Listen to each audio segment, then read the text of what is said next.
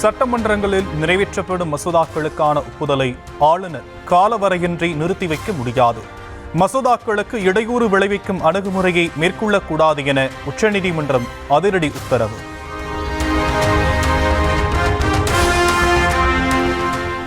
அரசியல் சாசன பிரிவு 200 கீழ் மசோதாக்கள் மீது முடிவெடுக்க ஆளுநருக்கு 3 வாய்ப்புகள் தான் உள்ளது என தெளிவுபடுத்திய உச்சநீதிமன்றம். 1. மசோதாக்கள் மீது ஒப்புதல் அளிக்க வேண்டும் அல்லது திரும்ப அனுப்ப வேண்டும், இல்லையென்றால் நிராகரிக்க வேண்டும் என அறிவுறுத்தல்.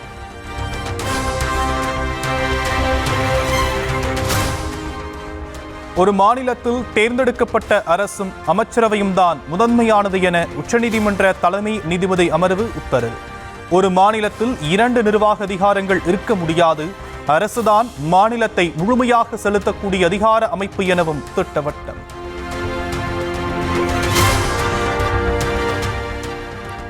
மசோதாக்கள் மீது முடிவெடுப்பதற்கு குடியரசுத் தலைவர் மற்றும் ஆளுநருக்கு காலக்கெடு விதிக்க முடியாது. காலக்கெடு நிர்ணயித்து 2 நீதிபதிகள் அமர்வு வழங்கிய உத்தரவு அரசியல் அமைப்பிற்கு எதிரானது எனவும் நீதிபதிகள் தீர்ப்பு.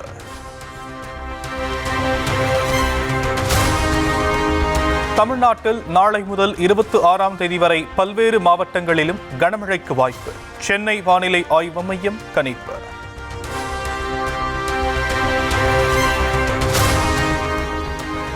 நாகை, மயிலாடுதுறை, திருவாரூர், கடலூர், ராமநாதபுரம் மாவட்டங்களில் நாளை கனமழைக்கு வாய்ப்பு. விருதுநகர், தூத்துக்குடி, தென்காசி, நெல்லை, குமரி மாவட்டங்களிலும் கனமழை பெய்யலாம் என தகவல்.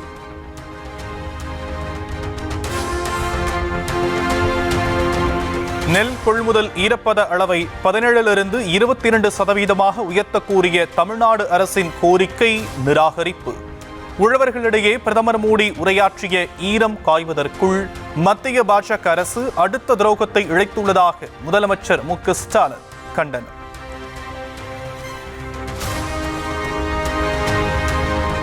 ஈரப்பத அளவுக்கான தளர்வை பலமுறை வழங்கிய மத்திய அரசு தற்போது மட்டும் வழங்க மறுப்பது ஏன் என முதலமைச்சர் மு.க. ஸ்டாலின் கேள்வி. தமிழ்நாட்டு விவசாயிகளின் அழுகுரல் பிரதமர் மோடிக்கு ஏன் கேட்கவில்லை, கண்ணீர் ஏன் தெரியவில்லை எனவும் அடுக்கடுக்காக வினா.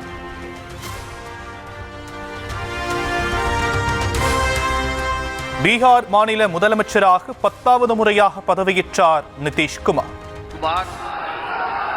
सत्यनिष्ठा से प्रतिज्ञान करता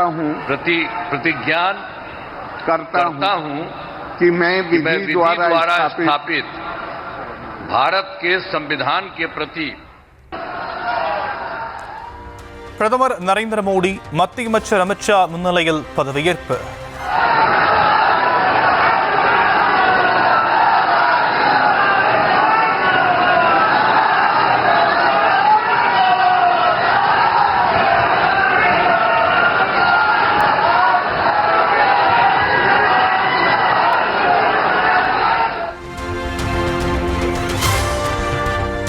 சமுதாயத்தின் அனைத்து மக்களுக்குமான வளர்ச்சியை அளித்து நல்லாட்சியை வழங்கியவர் பீகார் முதலமைச்சர் நிதிஷ்குமார் என இபிஎஸ் பாராட்டு. இனிவரும் காலங்களிலும் மக்களுக்கான திட்டங்களை தொடர்ந்து திறம்பட செயல்படுத்துமாறு வாழ்த்து பதிவு.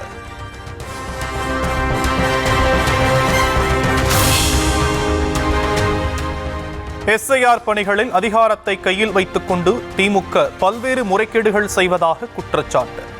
சென்னை, எழும்பூர் மற்றும் காஞ்சிபுரத்தில் அதிமுக சார்பில் கண்டன போராட்டம்.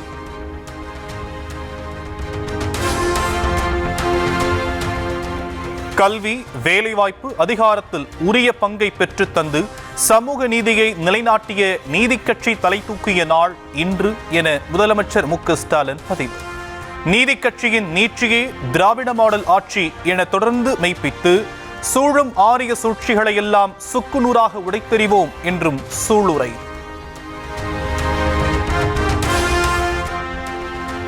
கோவைக்கான மெட்ரோ ரயில் திட்டத்தை மத்திய அரசு நிராகரித்ததை கண்டித்து திமுக கூட்டணி ஆர்ப்பாட்டம். முன்னாள் அமைச்சர் செந்தில் பாலாஜி தலைமையில் பாஜக அரசுக்கு எதிராக முழக்கம். புறக்கணிக்காதே, தமிழ்நாட்டை புறக்கணிக்காதே, வஞ்சிக்காதே, வஞ்சிக்காதே, தமிழ் மக்களை வஞ்சிக்காதே.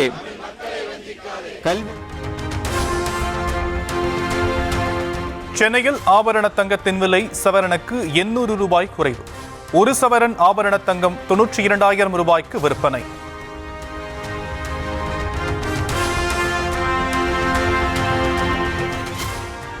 கரூர் வெண்ணெய்மலை முருகன் கோவில் ஆக்கிரமிப்புகள் அகற்றப்படுவதை கண்டித்து பொதுமக்கள் மற்றும் அரசியல் கட்சிகள் போராட்டம். போராட்டத்தில் பங்கேற்ற காங்கிரஸ் எம்பி ஜோதிமணி குண்டுக்கட்டாக கைது. அதிமுக முன்னாள் அமைச்சர் MR விஜயபாஸ்கரும் கைது.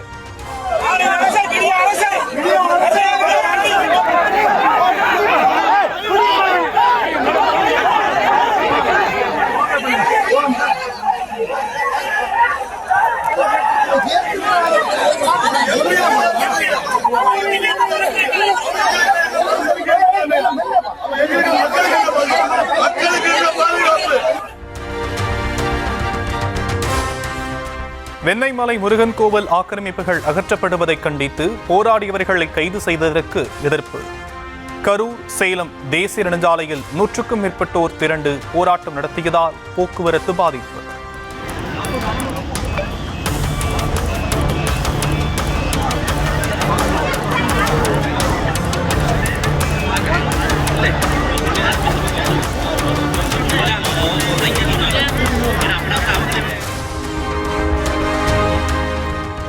டிசம்பர் 4ஆம் தேதி முதல் மீண்டும் பிரச்சாரத்தை தொடங்குகிறார் தமிழக வெற்றிக் கழக தலைவர் விஜய்.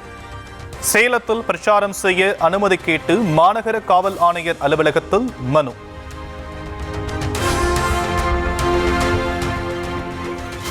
திராவிட வெற்றிக் கழகம் என்ற பெயரில் புதிய அரசியல் கட்சியை தொடங்கினார் மல்லை சத்யா. மதிமுகவிலிருந்து பிரிந்தவர்களை ஒருங்கிணைத்து கொடி அறிமுகத்துடன் கட்சி தொடக்கம். அண்ணாவின் புகழ் திராவிட வெற்றிக் கழகம், பெரியாரின் புகழ் திராவிட வெற்றிக் கழகம், திராவிட வெற்றிக் கழகம் புதிய சகாப்தத்தின் தொடக்கம்.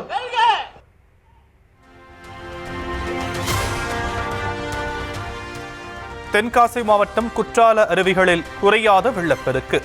பேரருவி ஐந்தருவியில் குளிக்க 3வது நாளாக நீடிக்கும் தடை.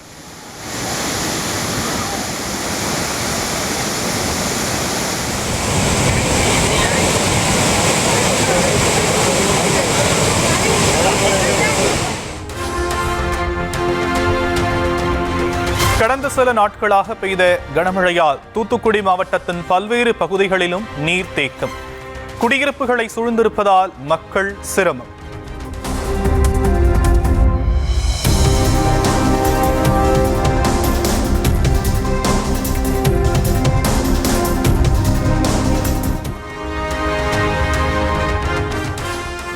முல்லைப்பெரியாறு அணைக்கு நேற்று 200 கனஅடியாக இருந்த நீர்வரத்து இன்று வினாடிக்கு 3757 கனஅடியாக அதிரடியாக உயர்வு. ஒரே நாளில் 1.5 அடி நீர்மட்டம் உயர்ந்ததால் பாசன வசதி பெறும் 5 மாவட்ட விவசாயிகள் பெரும் மகிழ்ச்சி. மேற்கு தொடர்ச்சி மலைப்பகுதிகளில் பெய்து வரும் தொடர் கனமழை எதிரொலி. நெல்லை மாவட்டம் களக்காடு தலையணைக்கு செல்ல மறு உத்தரவு வரும் வரை தடை விதிப்பு. ராணிப்பேட்டை அருகே இருசக்கர வாகனமும் காரும் நேருக்கு நேர் மோதிய விபத்தில் 3 பேர் பலி. பைக்கில் சென்ற இளைஞர்கள் 3 உயிரிழந்த பரிதாபம். காஞ்சிபுரம் மாவட்டம் ஸ்ரீபெரும்புதூர் அருகே சாலையில் நடந்து சென்ற மூதாட்டி நகைக்காக கொலை.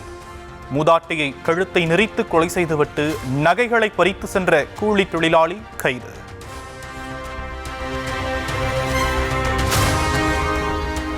கோவை மாவட்டம் சூலூரில் தனியார் தொழிற்சாலையில் உலா வந்த சிறுத்தை. நள்ளிரவில் காவலாளி நின்று கொண்டிருந்த போது வந்ததன் காட்சிகள் வெளியாகி அதிர்ச்சி.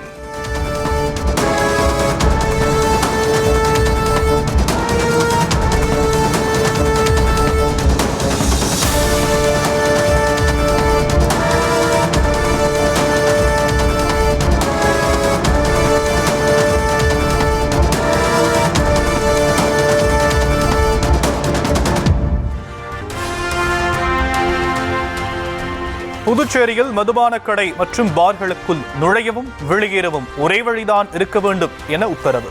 முன் அனுமதியின்றி மாற்றங்கள் செய்யக்கூடாது எனவும் கலால் துறை எச்சரிக்கை.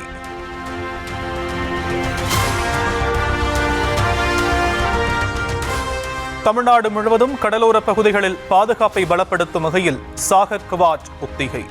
இரவு பகலாக தீவிர கண்காணிப்பில் ஈடுபட்டுள்ள கடலோர காவல் படையினர்.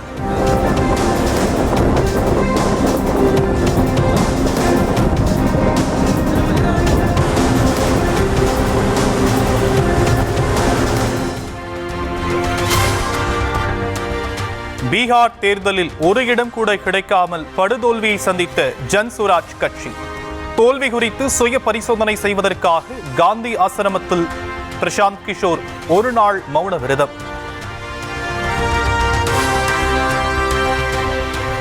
ஹைதராபாத்தில் உள்ள சிபிஐ நீதிமன்றத்தில் நேரில் ஆஜரானார் ஆந்திர முன்னாள் முதலமைச்சர் ஜெகன்மோகன்.